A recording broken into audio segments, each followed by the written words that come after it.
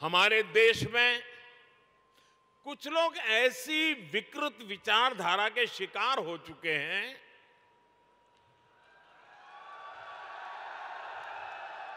इतनी नकारात्मकता से भरे हुए हैं, देश में कुछ भी अच्छा होता हुआ वो देखना ही नहीं चाहते और उन्हें सिर्फ विवाद खड़ा करना ही अच्छा लगता है। अब आपने कुछ सुना होगा, जैसे कुछ लोग उपदेश देते हैं कि आटा पहले कि डाटा पहले, सड़क पहले कि सैटेलाइट पहले। लेकिन इतिहास गवाह है कि स्थायी विकास के लिए, तेज विकास के लिए मूल व्यवस्थाओं के साथ ही आधुनिक इंफ्रा बनाना भी जरूरी होता है। जो लोग कदम कदम पर हर चीज वोट के तराजू से तोलते हैं, वो कभी देश के भविष्य को ध्यान में रखकर योजना नहीं बना पाते।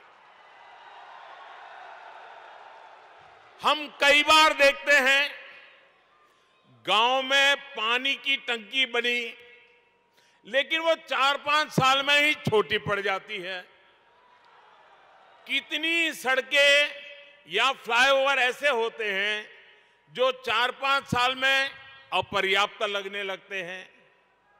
हमारे देश में इसी सोच की वजह से इंफ्रास्ट्रक्चर के निर्माण को प्राथमिकता नहीं दी गई।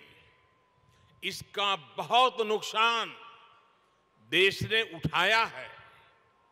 अगर पहले ही मान लीजिए पर्याप्त संख्या में मेडिकल कॉलेज बन गए होते तो पहले देश में डॉक्टरों की इतनी कमी नहीं होती। अगर पहले ही रेलवे लाइनों का बिजलीकरण हो गया होता तो आज हजारों करोड़ रुपए खर्च करके ये काम करने की जरूरत नहीं रहती। अगर पहले ही हर घर तक नल से जल आने लगता तो आज 3.5 लाख करोड़ रुपए लगाकर जल जीवन मिशन नहीं शुरू करना पड़ता। नकारात्मकता से भरे हुए लोगों में ना दूरदृष्टि होती है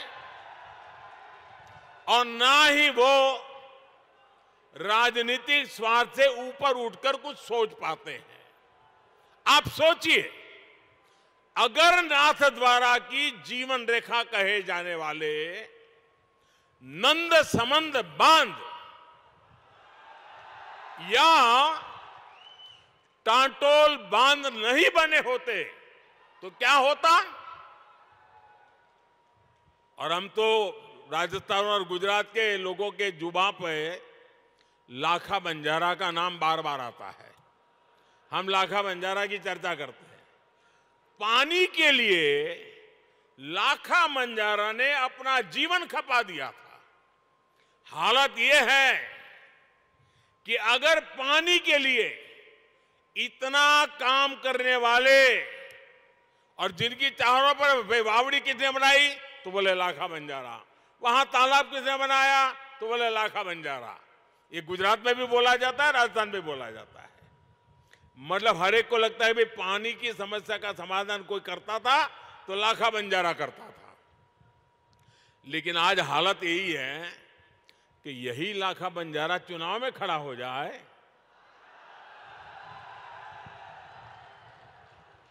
तो ये नकारात्मक सोच वाले उसको भी हराने के लिए मैदान में आएंगे।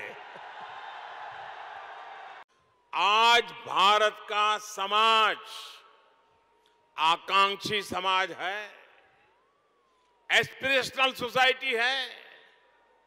आज 21वीं सदी के इस दशक में लोग कम समय में ज्यादा से ज्यादा दूर तक पहुंचना चाहते हैं, ज्यादा से ज्यादा सुविधाएं चाहते हैं।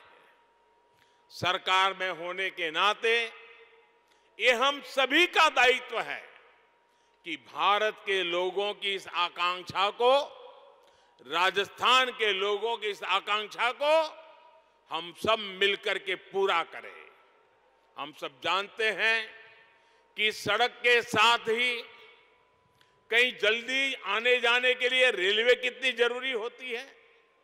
आज भी गरीब या मध्यम वर्ग को सपरिवार कहीं जाना है तो उसकी पहली पसंद रेल ही होती है। इसलिए आज भारत सरकार अपने दशकों पुराने रेल नेटवर्क को सुधार रही है, आधुनिक बना रही है। आधुनिक ट्रेनें हो, आधुनिक रेलवे स्टेशन हो, आधुनिक रेलवे ट्रैक्स हो, हम हर स्तर पर एक साथ चारों दिशाओं में काम कर रहे हैं।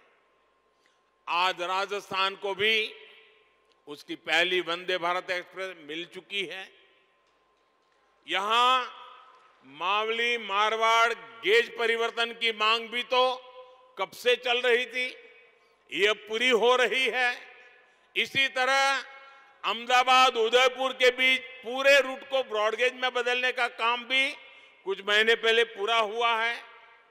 इस नए रूट पर जो ट्रेन चल रही है उसका बहुत लाभ उदयपुर और आसपास के लोगों को हो रहा है। साथियों, पूरे रेल नेटवर्क को मानव रहित फाटकों से मुक्त करने के बाद हम अब तेजी से पूरे नेटवर्क का बिजलीकरण कर रहे हैं। हम उदयपुर रेलवे स्टेशन की तरह ही देश के सैकड़ों रेलवे स्टेशनों को आधुनिक बना रहे हैं, उनकी कैपेसिटी बढ़ा रहे हैं और इन सबके साथ ही हम मालगाड़ियों के लिए special track, dedicated freight corridor बना रहे हैं। साथियों, पिछले 9 वर्षों में राजस्थान का रेल बजट भी 2014 की तुलना में 14 गुना बढ़ा है। बीते 9 वर्षों में राजस्थान के लगभग 75% रेल नेटवर्क का बिजलीकरण किया जा चुका है। यहां गेज परिवर्तन और दोहरीकरण का बहुत बड़ा लाभ डूंगरपुर, उदयपुर, चित्तौड़, पाली, सिरोही और राजसमंद जैसे जिलों को मिला है। वो दिन दूर नहीं जब राजस्थान भी रेल लाइनों के 100% बिजलीकरण वाले राज्यों में शामिल हो जाएगा।